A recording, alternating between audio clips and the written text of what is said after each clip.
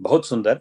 और अब हम बजाय मंच पर सविता जी के तो पहचान तो अनमोल छे, अनोखा छे अपने आप में। मधुबनी लिटरेचर फेस्टिवल से लॉ के दिल्ली यूनिवर्सिटी में अहाँ के जतेक एजुकेशन से लॉ के, कल्चरल से लॉ के, मिथिला मचान से लॉ के कत कत नहीं छे हुनकर, मने कि हुनकर नाम तो अपने समृद्ध छे। तो प्लीज सविता जी आबू एठम और हमरा सबके जागरूक करू केना की आगा क सकै छी। और जहां तक सविता जी के टॉपिक के बात छे, the topic is the cultural landscape and soft power of Mithila. Thank you.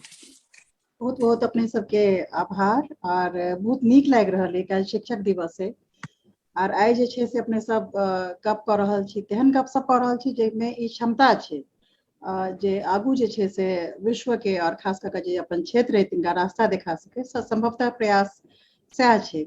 बहुत नीक लागल हमरा से, पहिने बहुत रास वक्ता सब रहे और बहुत सुंदर गप सब बजला। और हमरा किछु में जोड़बाक अछि अपन क्षमता के अनुसार। ब्रजेश जी के फिर हम चर्चा करना चाहब, जेना हमरा से पहने के वक्ता अजीत कहला जे बाइनरी के बात कयल जाय छै, जे या तो जे आर्थिक उन्नति छै से हेतै, विकास हेतै, या फिर ई बाइनरी में नहीं छै।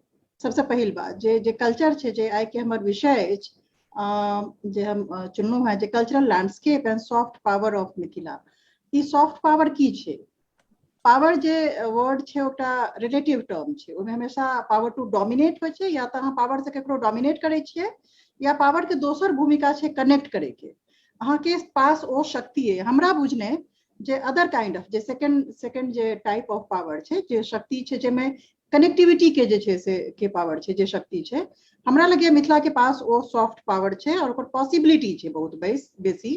हमरा बुझने से जाइत अछि। ओकरा हम चारिटा जे छै से हम बिना कोनो बेसी अथी के जे सीधा अपन भाषण पर या गप पर जे छै से आबि रहल छी। सबसे पैघ बात ई छै जे ई कोन तरह के संस्कृति छै, एकरा लैंडस्केपिंग या एकर मैपिंग जे छै से एकर संस्कृति के केना कयल जा सकै छै।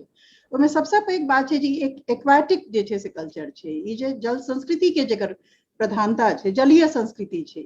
ओहि जलीय संस्कृति से एकर पहिने हो जेना मखान के बात भेल, पान के बात भेल, गीत के बात भेल, ओ जल जे छै से सब चीज के केंद्र में छै। अरिपन अहाँ के बने, अहाँ के माटि केहन है, ओ माटि के जे संस्कृति छै, ओ माटि जे छै से ओ जल पर आधारित छै कतौ ने कतौ। और वह जे पानि छै जकरा कहै छै, जो वह पानि एतऽ के लोक के आंखि में छै, एतऽ के लोक संसार में छै, वह पानि गीत में छै, वह पानि सबटा रिचुअल में छै, जतेक संस्कार छै देख लियो कोनो जल के बिना नहीं है।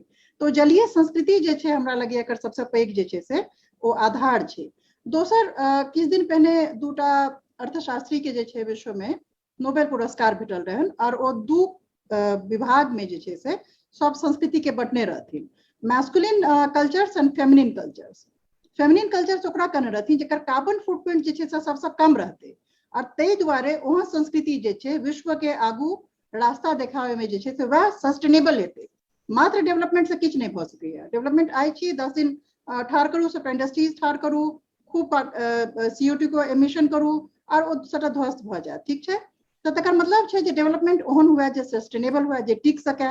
ओहि टिकाऊ होय के लेल ओकरा फेमिनिन जे छै से भेनाइ आवश्यक छै। नेचर के केयर जे छै, अपन सबके सब पाबनि त्योहार सब चीज देख लिअ, ओ प्रकृति के ततेक बेसी करीब छै जे एकरा जे छै से जे ओहि दुनू अर्थशास्त्री के जे फेमिनिन जे व्याख्या छनि संस्कृति के, ताहिमे अपन सबके संस्कृति जे छै आबैया। तेसर बात जे जेकरा एकर सॉफ्ट पावर के बात करें, जेकर फिलोसॉफिकल आउटलुक के, जे दर्शन के जे छै से बात हम सब कह रहल छलहुँ हैं, ओ बहुत अथी छै। वह दर्शन एकरा जे छै से एकटा सूक्ष्मता के तरफ, जकरा हम सब दू तरह के संस्कृति के बात करै छियै, महीन आ मोट। सब क्यों कहै छै जे ई बहुत महीन संस्कृति छै, एकर बहुत महीन समझ छै, बहुत स्पिरिचुअल आउटलुक छै एकर। अहाँ कला के देखियो तो ओ जे महीनता छै एकर, ओ एकर इवोल्यूशनरी स्केल में जहन अहाँ बात करबै जे संस्कृति किम्हर जा रहल छै, सिविलाइजेशन जे छै से किम्हर जा रहल छै, तो ओहिमे हम सब देखै छियै जे बहुत महीन और सूक्ष्म संस्कृति के जे छै से ई एकटा सॉफ्ट पावर कंटेन करै छै। आब बात ई छै जे एकर ओ जे सॉफ्ट पावर छै तकरा एग्जीक्यूट केना करबै। स्किल छै, डायलॉजिक कैपेसिटी छै, डायलॉजिक कैपेसिटी अगर नहीं रहते तो अतेक विपन्नता के बावजूद जे उत्सव धर्मिता छै एकरा बीच में, जे जीवे के एकटा ललक छै, बहुत बहुत बहुत विशाल छै, जे गीत छै, जे फकरा छै, जे लोक के अतेक पैघ जे छै से जीवन संसार छै, आखिर केना जीव रहल छै। एहि सबके पाछू कारण ई छै जे एकर जे एडेप्टिबिलिटी छै, जेना जरा कह सकै छियै जे शैव सेहो छथिन, शाक्त सेहो छथिन, वैष्णव सेहो छथिन, सब एकेटा मोल्ड में बहुत आराम से एकेटा व्यक्ति यहाँ के तीनों मोल्ड में जे छै से आराम से ई जे एडेप्टेबिलिटी छै तेकरा ओइ एडेप्टेबिलिटी के ओइ सॉफ्ट पावर के जे छै से तीनटा भाव में जे छै से विभक्त केना बहुत छै, भाषा, भोजन और भक्ति। बेसिकली बहुत ही रिलीजियस कम्युनिटी छै ई जे भाषिक समुदाय छै ओइमे जे भक्ति के जे अथी छै वो बहुत पैघ छै, एकर परिभाषा भक्ति के बहुत पैघ हेतै, लेकिन बहुत खूबसूरत जे छै से भक्तिमय जे छै से जेकरा हम सब कहै छै जे बहुत ही रूढ़िवादी समुदाय छै, एहन नहीं छै। वो भक्ति के अर्थ जे छै वो एडेप्टेबिलिटी में हम लै छियै। देखियो सब किस्म के जे सामुदायिक जे भक्ति के संरचना रहलै तैमे ओ केना अपना आप एडेप्ट करै छै। भाषा देखियो ततेक मीठ छै जे एक समय में काठमांडू से लऽ कऽ आसाम तक जे छै से बहुत हजारों साल तक जे छै से ओ डोमिनेटिंग लिंगुआ फ्रैंका रहलै। भोजन ई हमरा लगे ई समुदाय के जे सॉफ्ट पावर छै, शेल्डन पोलॉक कहै छथिन संस्कृत के डेथ भऽ गेलै, मिथिला में नहीं भेलै, किस तरह एहन हेतै ओ सॉफ्ट पावर हेतै जेकर वजह से ओ जीवित रहि गेलै। हमरा लगे शरद जी इशारा कर रहल छथि, समय खत्म भऽ गेलै, समय बहुत कम छै, हम बुझि पाबि रहल छी। भाषा, भोजन और भक्ति के जे सॉफ्ट पावर छै एहि समुदाय के अपन जे छै से सामने आनि कऽ जे छै से एम्प्लीफाई करे के जरूरत छै। डेफिनेटली एहि समुदाय के जे सॉफ्ट पावर छै ओकर स्वरूप जे बहुत बहुत धन्यवाद। बिल्कुल बिल्कुल।